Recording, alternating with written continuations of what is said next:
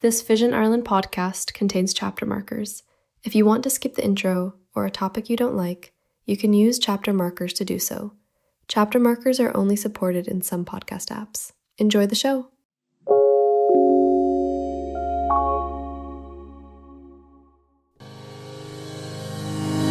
Welcome to Talking Technology with VI Labs. At VI Labs, we believe technology is the single greatest enabler for people with sight loss and all disabilities. If you're looking for the latest news and conversation on tech from a more accessible perspective, you've come to the right place. You have come to the right place. Hello gang, welcome in to Talking Technology with VI Labs, episode number 95, where it is our second podcast this week. We had a podcast on Tuesday covering all things pregnancy tests, a really interesting podcast, so do have a listen back to that if you haven't already. It's available on all the podcast apps and on YouTube, so do have a listen to that. But today's podcast, though, it's going to be a slightly shorter episode. We won't have talking technology news and all of that. We are specifically focusing on one topic and one topic alone, and that is the Apple event that took place on Tuesday evening for us Irish time. We have new iPhones, new Apple Watches and new AirPods from this event. We're at the iPhone 17 now. We've reached the Series 11 for the Apple Watches, and the AirPods Pro 3 were announced as well. So AirPods also getting an upgrade. So we'll be chatting about all of that over the next short while. So do stick with us. And hey, we, as always, would love to hear your thoughts. Are you upgrading this year? Are you going to sit this one out? We'd love to hear your thoughts. And there are loads of ways that you can join the conversation. So if you want to join the conversation with a WhatsApp voice note, you can do that. Maybe you'll be sending us a voice note from your new iPhone 17 Air. Well, it's not even called 17 Air, just your iPhone Air. We'll talk about that in a minute. You can do that on WhatsApp. The number that you need, 086 199 0011. That's 086 199 0011. A reminder that a voice note is not a call. You don't want to be doing the audio call. You want to use the voice message button at the bottom right of the screen. It's labelled with voiceover, so just give that a double tap and then you'll be in the right direction and that will get to us. You can also, if you would like, send us an email, the good old-fashioned way, to content@vi.ie. That's content@vi.ie. So whether you're sitting this one out or whether you're getting loads of new Apple devices, we'd love to hear from you.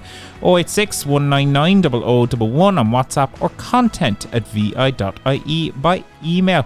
And joining me to go through all this from the Apple event, I am delighted to be joined from Kilkenny by Mr. Joe Lonergan. Joe, how are you?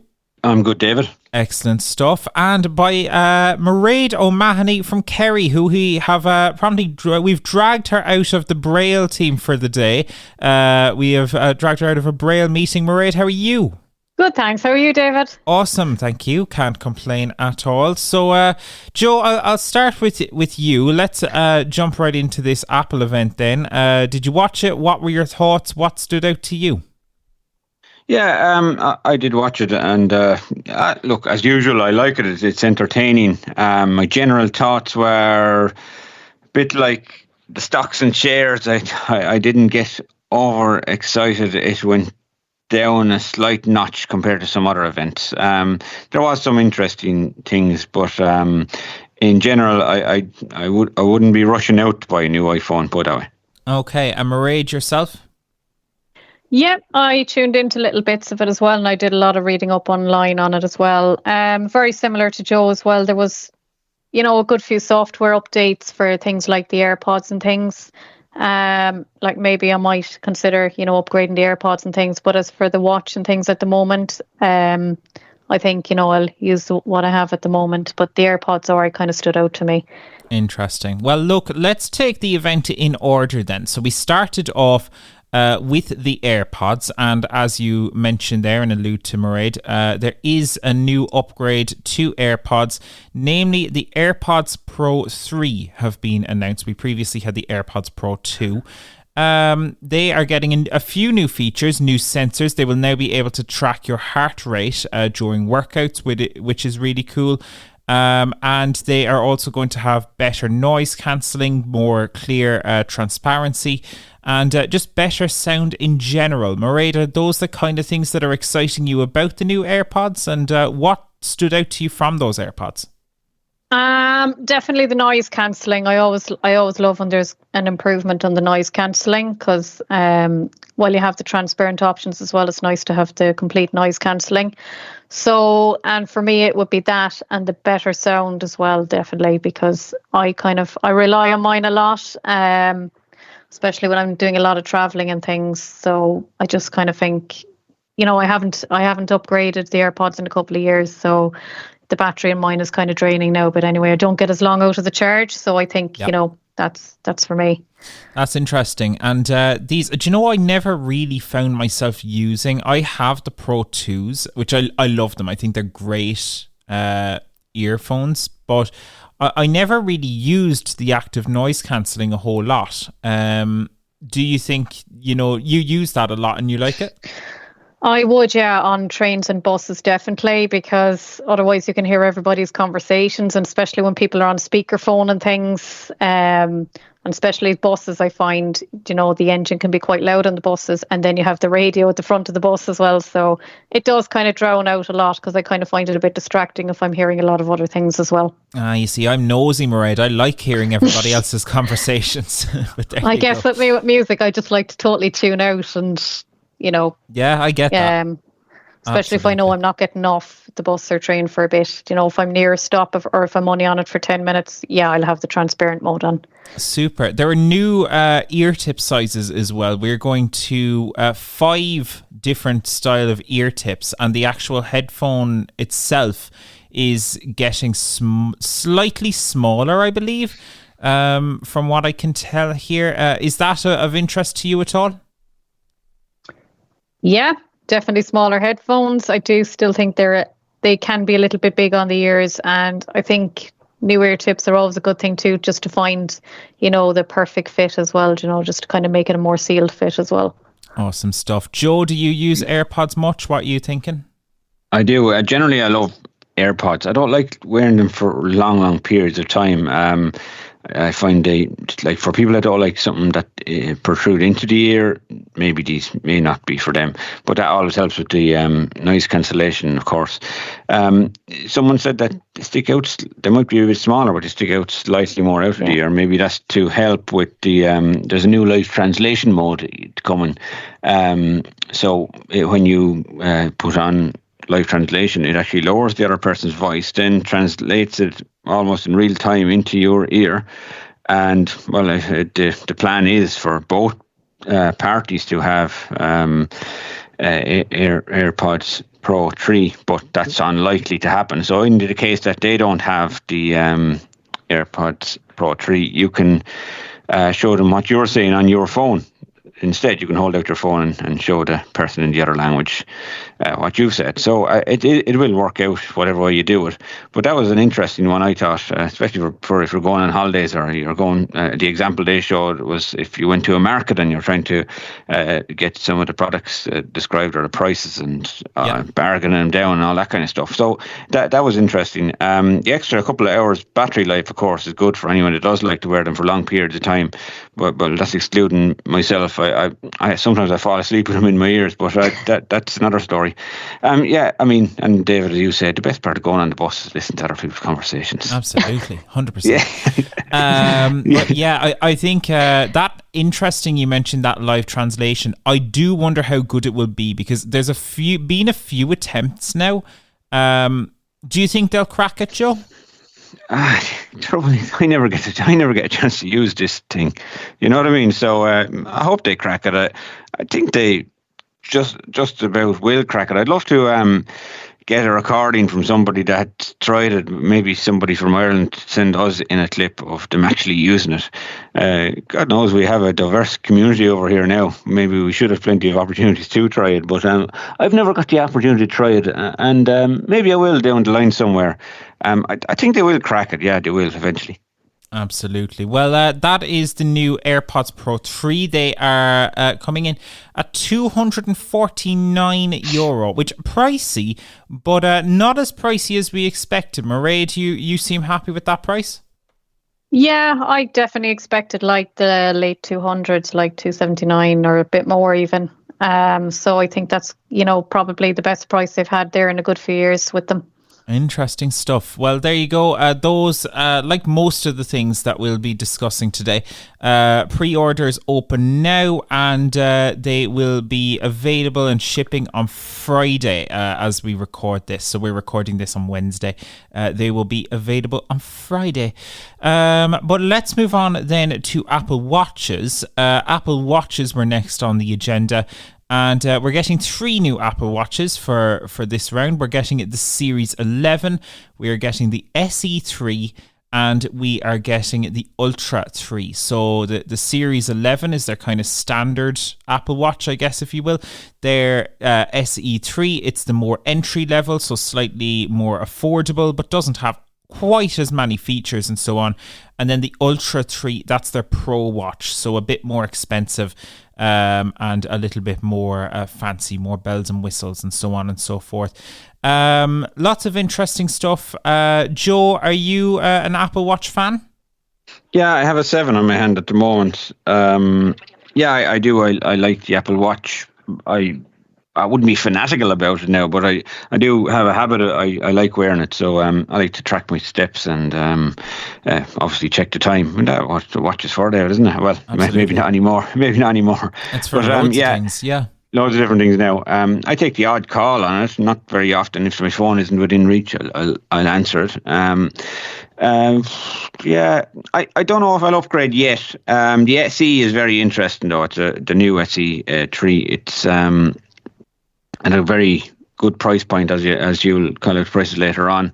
The Ultra, I think not for me yet. It would be one I consider, but I just like the fact that the battery life is getting better on them all the time and all the watches. That's the biggest pain about the Apple Watch is you can't send any charge to it when you're wearing it. You have to take it off, and sometimes then you can forget to actually bring it with you if you're after charging it, we'll say. I actually forgot to charge mine today, believe it or not, so its battery is low. Yeah.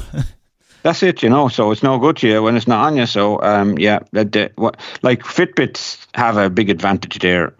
They have a 7 or 8 day battery life on some of them. So I long for the day that we can get that. But sometimes when you have too many features or gimmicks on a watch, that does take from the battery life. Sure. All day also has an always on display as well on the SE3 now. So that was also a good thing for some people.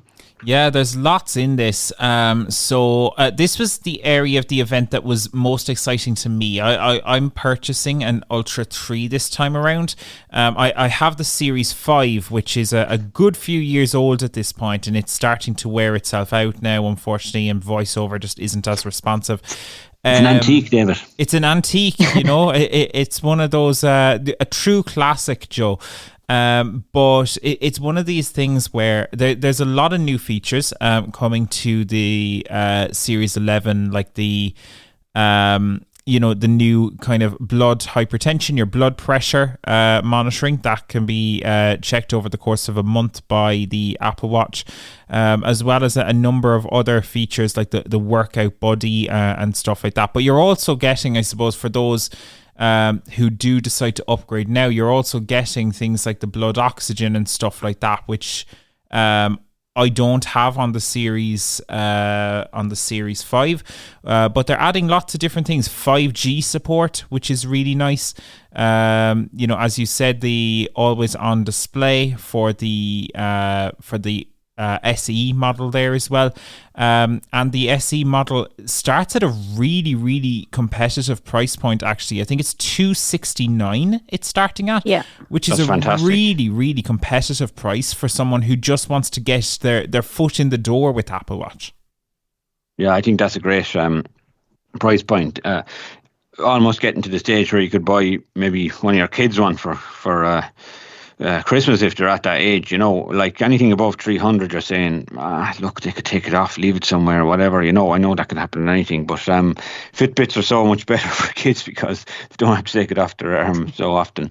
But they're getting to the price point where they're, I suppose, a little bit more affordable, apart from obviously the Ultra, they're the premium job there. But definitely the SE, I think, I like the fact it's under 300. Mairead, I do want to ask you, you have, I believe, a Series 4. So yours is even, if mine is ancient, yours is antique. Mine is more antique. Yeah, yours is pure antique. Now, you mentioned to me previously that you were considering kind of just not upgrading the watch. Why, first of all, and has anything Apple announced changed that kind of view for you? Well, I think for me, I guess, like, I'm a bit, I suppose, in a way, I like the physical Braille watch. I like to be able to just discreetly check the time, whereas I kind of find if you're in a meeting and that kind of thing, that you're kind of, if you tip the watch or whatever, everybody can kind of hear it. It's not discreet, whereas the Braille watch is very discreet. I suppose another thing, like I don't get very little use out of my Series 4 now because the battery is pretty much, I only get a couple of hours out of the battery. I can't update it anymore. I would use it a lot, all right, for like when I'm doing park runs and cycling and that kind of thing to track all that. But outside of that, I kind of don't use it as much as I'd like to use it because I kind of find every time I tip off it, the voiceover starts talking away, and I'd love if there was kind of a lock feature on it that you'd really have to hold down on something kind of firm enough before it would wake it up again. So I think the discreetness kind of, I suppose, stops me a little bit at the moment. Plus, I suppose everything is on my phone as well then and things as well. So I like the physical Braille watch. Would you be looking at something like a dot watch? And in that case, then, does that have a lot of, do smart Braille watches have as many of your kind of fitness tracking features? Is that... No, they wouldn't have. Wouldn't. They'd be just really the watch, that kind of stuff, really. I wouldn't kind of... Yeah, I kind of just, I suppose, really get used to just the old Braille watch, really. Now, I'd love if a smart Braille watch came out, really, like that was very, modern and up to date, and you could do all that kind of thing on it. That, yes, I would definitely see myself going for. Interesting stuff. Yeah, I've decided to go for the Ultra. Why, David? It's a good question, Joe. I think for me, it was either going to be the Series 11 or the Ultra 3, and I was in two minds on which to go for. I've gone for the Ultra 3 for a few different reasons. Firstly, the action button. I like the idea of being able to quickly, start different things, run Siri shortcuts, all of that sort of stuff from the action button on the watch, on your wrist. I think that's really helpful. Also, the fact that it's just... frankly, it's their best watch is kind of part of it for me. I would probably get away with the Series 11. And I think for 99% of people, the Series 11 is going to be the right fit. I just felt like I like where the Ultra 3 is going, and maybe it might kind of last a little bit longer. It's got slightly better battery life, all of these things. Satellite support, not that I'm ever going to use that, realistically. But I do like just where the Ultra 3 is going. So that was what I decided to go for. But I certainly was in two minds about it, because the Series 11 and indeed the SE are really good watches at this point, I think. And yeah, I suppose that was the decision I made, but I could see a lot of people going for just a standard Series 11 or SE. So what's the battery life on the Ultra then? They're saying, I believe, around kind of 36 hours of kind of just general kind of use. So you get the day and a half, which is really good, that you get the sleep tracking and stuff with it. They did announce that on the newer watches as well, they're introducing things like Sleep Score as well, which is a new feature that is coming to the watch. So just better sleep tracking, as well as the I guess blood pressure monitoring. And I know it sounds stupid, I love the idea of Workout Buddy. And I know this is coming to the Series 10 as well, and some of the other previous watches. But I do love the idea of being able to put in your AirPods and get some encouraging notes, because it sounds really accessible. Because if I'm doing a walking workout or whatever, I have to touch my wrist to have VoiceOver read the information, where this seems to proactively tell you, with a bit of encouragement, hey, David, you're doing a great job. You've just completed a whole kilometer, I think that's actually quite cool and quite a unique feature, even though it hasn't been considered as an accessibility feature, if you know what I mean. So yeah. I'm liking a lot of what I'm seeing from the new Apple Watches. And I suppose time will tell. I'll have one arriving soon enough, and we'll probably do a review for Tech on Tap, I guess. As long as it doesn't keep saying, David, it's time to stand. You're doing okay then. Yeah, 10 to the hour there all the time. It's time to stand up. I'll have that shortly here as well. But look, that's what you're up against, isn't it? But there you go. So, Mairead, you're not upgrading. Joe, you're happy kind of with what you got. Well, time will tell how these new watches go. And let's move on then to the third and I suppose the biggest announcement for most people, which is the new iPhone. We are at 17 now. So 17 Pro, and also the iPhone Air, which we'll touch on separately. But let's start with the 17 for a minute. So it's all the standard kind of iPhone upgrade stuff: brighter screen, faster processor, slightly better cameras, slightly better battery life, all of that in the same kind of design. Interestingly, the screens are getting bigger now. But anything that stood out to you here, Joe? Nothing majorly stood out on the 17. To be honest with you, if I was buying a phone right now, I'd probably buy a 16 because it's cheaper, and the 17 doesn't warrant me to pay an extra 300 quid for it. You know what I mean? Yeah. At this very moment, I wouldn't put anybody off 100% to the 17, because obviously it'll get the updates a bit longer and stuff like that. Has A19 chip and bigger screen if you prefer that kind of thing.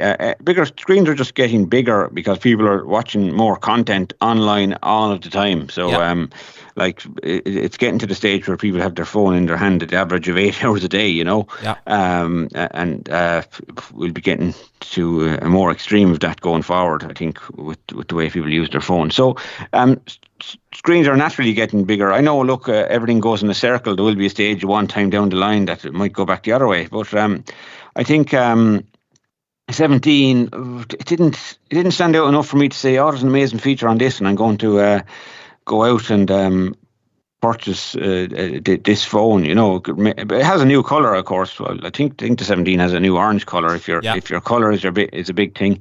They say the 48 megapixel front camera as well, which selfie camera. So that's obviously a good thing for doing your conference calls or your FaceTime calls and things like that. So and center stage crucially coming for blind or visually impaired people. Center stage coming to the iPhone now, I think, is a big thing as well. Yeah, that's definitely a big thing. I know some people are trying to get away from conference calls a little bit, and they were bigger back a couple of years ago. But anytime we can get a hand of having us look, I suppose, more generally like anyone else, and get our faces in the middle of the camera, middle of the screen, it's always a good thing. There's nothing worse than having to ask somebody, am I in the center or whatever. At least you're ready and you're able, and you're ready to go for a meeting. So and look professional. So yeah, I always look professional, Joe. Yeah. Oh, well, that's good. Sometimes we have to turn off the old camera, but yeah, when you have the camera on, we ready to go, have the shirt and tie on, and you're in the centre, and we're all go. So yeah, I think centre stage coming to the iPhone, yeah, it's a good thing.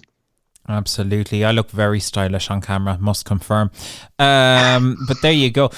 So there's a few different bits with this as well. As we say, the center stage camera, you will be able as well to record on both the front and back camera at the same time.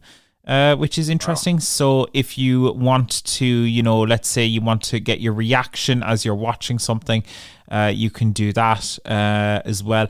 But ultimately, nothing too crazy out of these new phones. I missed that one actually, David. That's quite a good one, especially for content makers. I actually missed that one somehow. But yeah, I've seen a lot of that now, and especially in the big GA matches over the summer there.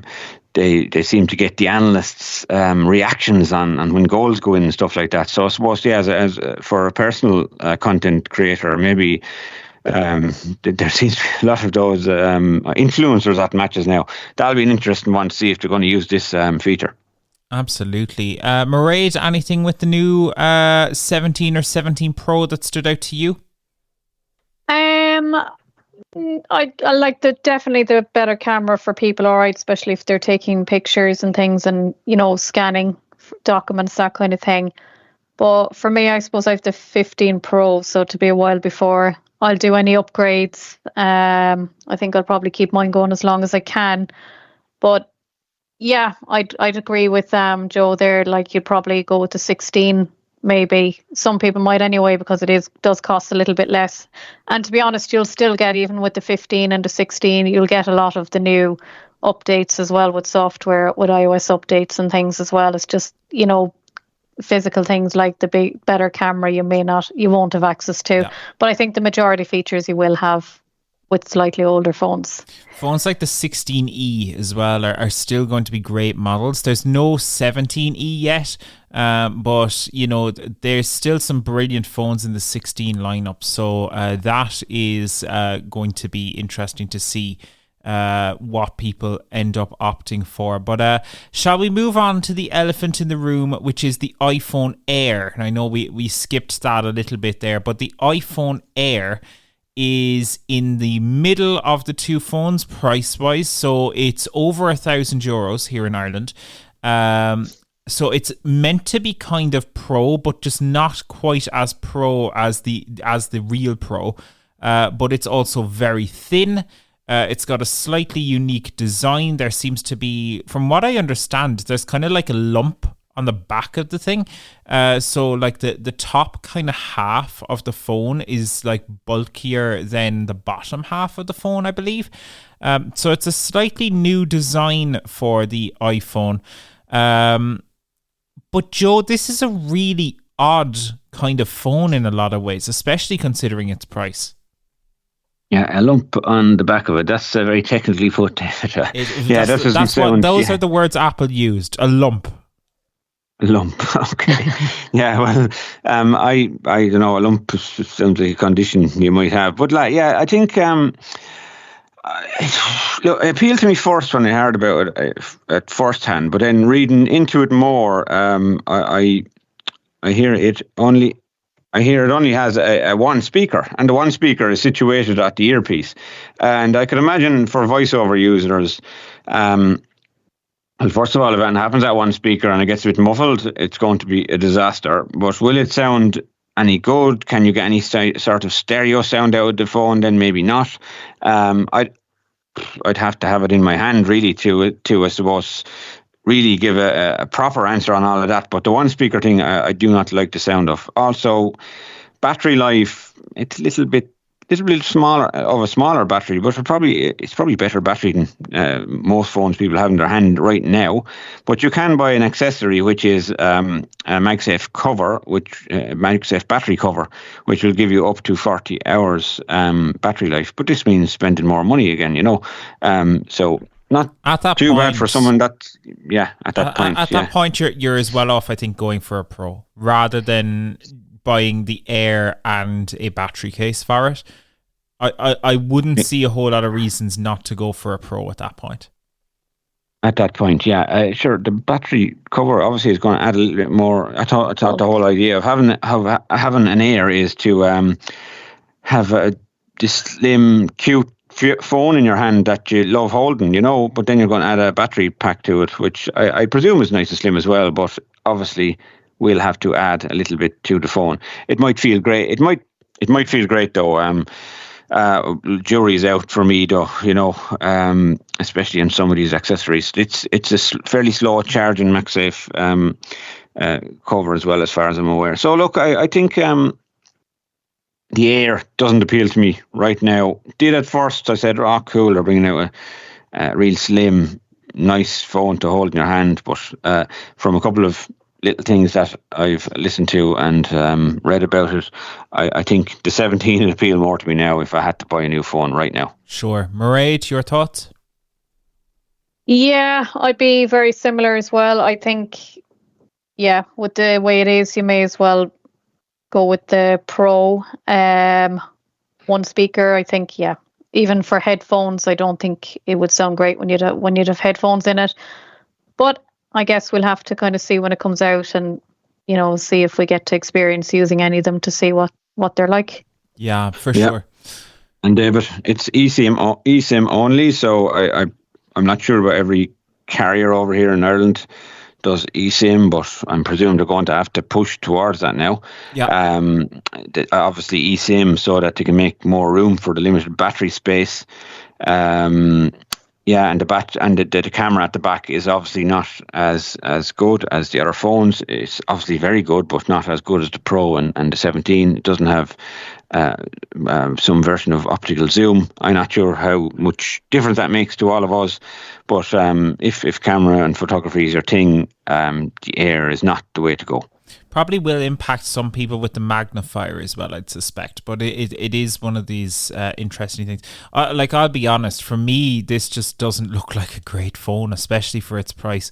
But I'm open to being proven wrong on that. I will be curious to see the reviews of it. But I think nearly the 17 is nearly looking like a better phone in a lot of ways. Maybe this is aesthetically different, and it does have a bigger screen. So the standard 17 is 6.3 inches for the screen, and then that's 6.5 for the Air. Now, look, there is a bit of a difference there. Might be a better screen, but I just don't know. This phone doesn't excite me. So look, time will tell on that. Is there anything we missed, Joe, or is that the Apple event in a nutshell? There was no massive headlines on the phone. I think that's why the stocks were down a little bit. I know I brought that up earlier on, but when there is a massive headline and it excites a few people, the stocks go up and people rush out to buy the phones. I don't think there's anyone rushing out to buy these phones, you know what I mean, as such, unless they were just holding out to buy a new one anyway. Saying that, Apple did have record-breaking sales in the last year, but it's a lot of stuff is about hype and marketing. But I don't think the event overall. I think the AirPods were my most exciting improvement on things, and the watches were okay too, especially the SE3. So I think that's where I would go. And the 17 phone, not the Pro, to me, unless it's for a work environment and you need a Pro phone because of all that extra battery life and stuff, I wouldn't be paying over €1,300 for it myself. But I just think it's overpriced for what it is. 15 Pro, 16 Pro do almost as good a job, and I think, look, if I was advising anyone to go buy a phone right now, personally, I'd be pushing them, and they wanted an iPhone, of course, if they were in that eco system, I would be pushing them to say, look, think about the 16 or the 16E personally at right now, this very moment, or else wait for the next version of the E. Could be the 17E or the 18E. But that's just me, David. That's my summary on the whole situation. Mairead, what was your standout if you had to pick one? For me, again, it would be the AirPods because I haven't upgraded mine in a good few years. So, again, like with the slightly older phones as well, you'll pretty much get all the features in the iOS updates. So, unless you really need to upgrade, I'd be holding off for now, or get a 15 or a 16. Interesting stuff. Interestingly, for those who are interested, there is an iPhone I suppose, Pro Max, the 17 Pro Max, and it's going to be the first iPhone ever to have 2 terabytes of storage. This is going to be their most expensive phone. Any guesses on what this new phone is going to be costing? Joe, do you want to go first? And then we'll go to Mairead, see who gets closer. Beanie Mac, I didn't look it up now, to be honest with you, because I wouldn't be in the market for that particular phone. But look, let me guess €2,200. Mairead, go for it. I would say 1,700. Joe, you are closer, sir, but still under at a cost of €2,489 for the iPhone 17 Pro Max with 2 terabytes of storage. Their most expensive phone. Crazy money. Wow. They're really cashing in on the storage. They really are catching it. Look, I do think there is a certain cohort out there that do need 2 terabytes at this stage in life. Yeah. Whether it's people that are saving everything from the Meta glasses onto their phone, or photographers, or maybe sound engineers or podcasters. There's just so many gigabytes that people need to save nowadays that I can see a market out there for that phone, but not for me at 2,000. I think you said 400. So look, but yeah, that's massive. That's a massive price for a phone. It really is. I think, 2 terabytes is definitely needed in some contexts. Like, one episode of Talking Technology for us at this point is like 2 gigabytes alone. That's not factoring in video and all of the other stuff that, even I'm looking at from my point of view. But the idea of paying that kind of price, €2,489. Vision Ireland don't pay that well, Joe. not that well, no. So we'll we won't even dwell on that phone for a while. But anyone that is going to purchase that particular phone, we'd love to hear about it and hear why, and what do you use all those terabytes for? Absolutely. Yeah, I see the appeal, but not at that price. But there you go. So, hey, as Joe said, do let us know your thoughts. Are you going to be upgrading to any of these phones? What are your thoughts on them? What about the watches? What about the AirPods? Anything that stood out to you from the event? We'd love to hear it. You can send us a WhatsApp voice note. The way to do that is 086 199 0011. You want to use the voice message button that is labelled with voiceover at the bottom right hand corner of your screen. You can also send us an email if you'd like to content@vi.ie. And do tell us all about your Apple event thoughts. But that is about our lot for this episode of Talking Technology. As I said, shorter episode today. And we will be back in 2 weeks' time. But for now, Joe, thank you very much. Mairead, thank you very much. And thank you for listening too. We will see you in 2 weeks' time for another episode of Talking Technology with VI Labs. See you then. Thanks for listening to the Talking Technology podcast with VI Labs. If you'd like to support our show, please visit vi.ie/donate. Talking Technology is proudly sponsored by IA Labs, the market leader in digital accessibility services. IA Labs, digital inclusion, your legal obligation.